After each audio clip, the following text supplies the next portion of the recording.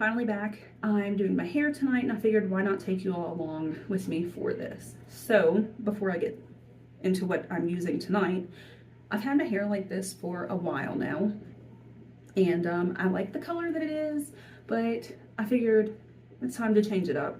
You know, I've had this for a while, like I said, and you can see where my roots have grown out. Like, yeah, I haven't colored my hair in a while. I really haven't had time to. But anyway, this is not hair color. This was actually just all done with bleach on my hair. I pulled it into two sections because I like to leave the top part darker than the bottom parts down here.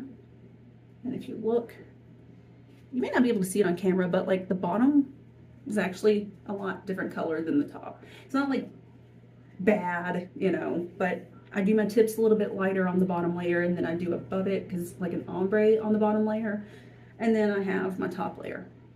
But that was all done with just 20 volume developer and Manic Panic bleach. That's all I used for it to be like this, and I love it, but I've given my hair quite the break by not coloring it, which is obvious. And tonight I didn't go to Sally Beauty. I don't have time to go to Sally Beauty. I kind of narrowed it down between Midnight Amber Splat and the Revlon Auburn Brown, and I'm gonna go with the Revlon Auburn Brown because I just don't feel like having my hair any copperish orangish colors again right now. And it's not hard to get back to this, even from a reddish color. You know, I've done stuff to my hair for like 16, 17 years now, so I know how to do it pretty easily. But yeah, so I'm just using cheap Revlon Box dye. I know people are like, oh, that's so hard to get out. If you know what you're doing, it's not hard to get out, and if you can do it without damaging your hair, it's not hard to get out. Usually I just use a bleach bath and get my hair lighter, and then wait a while, and then I'll bleach it, because we all know a few years ago I ruined my hair.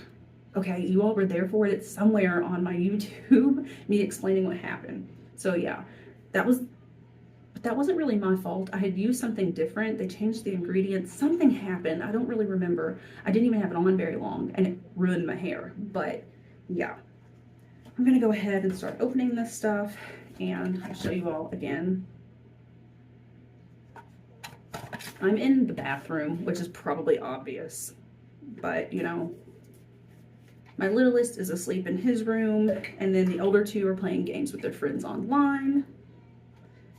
So if you have used Revlon before, you know, it's like, what, $4 a box now? It used to be cheaper than that, but still, it gets the job done. And I like that it only stays in, you know, it washes out easier. I guess for some people you might not like that, but for me I do, because I do like to change my hair color. Not as frequently as I used to, but I like it to be able to wash out and not really have a lot left that I have to get out when I go to change the color. I don't have to read the instructions because, of course, been there, done that a million times. So I'm just going to jump straight into it.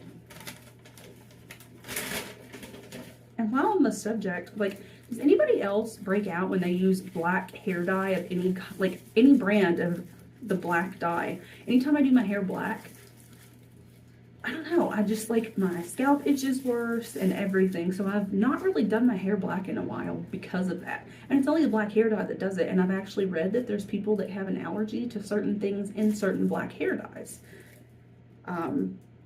So if you've experienced that and you found a black hair dye that doesn't make your head break out and itch, let me know, because I'd be more than willing to try it. I miss my black hair. It's just, I am not willing to put up with my head itching from doing it black. Now, it's so noisy. I'm gonna stop the video, stick this crap in my hair, and then I'll be back. Okay, so now I have the hair dye in, and yes, I got some of it on my scalp. I can try and try to avoid doing that, and I still managed to get it onto my scalp, so here we are. But yeah, this is what it's looking like so far, and this is about 15-20 minutes. So I'm going to be back with it rinsed out and show you what it looks like. Okay, so this is with it rinsed out. It is wet. I air dry my hair, so I'll just add on to this video when my hair is dry, which is probably gonna end up being tomorrow because it takes my hair forever to dry. But yeah, it's like it evened out pretty well too, because you know where I had the tip slider down here and everything, it's pretty well all the same color, which you can see on my roots what color it is. It is the Auburn brown as it is advertised, and so like it came out really close to the models on the box, the color that hers is. So I would say that I'm happy with it. But yeah, when it air dries, I will be back. And this is my hair dry. The color turned out really well. I'm happy with it. It didn't damage my hair. Yeah. $4 Revlon Box dye, and I mean, it looks good. Especially since I didn't feel like going to Sally's. I didn't feel like driving the next town over to go. I didn't feel like ordering it online because then it takes a few days to get here. And when I want to do things, I want to do them now, not in a few days. But yeah, this is the result. So I hope you guys enjoyed this video, and I will see you next time. Bye.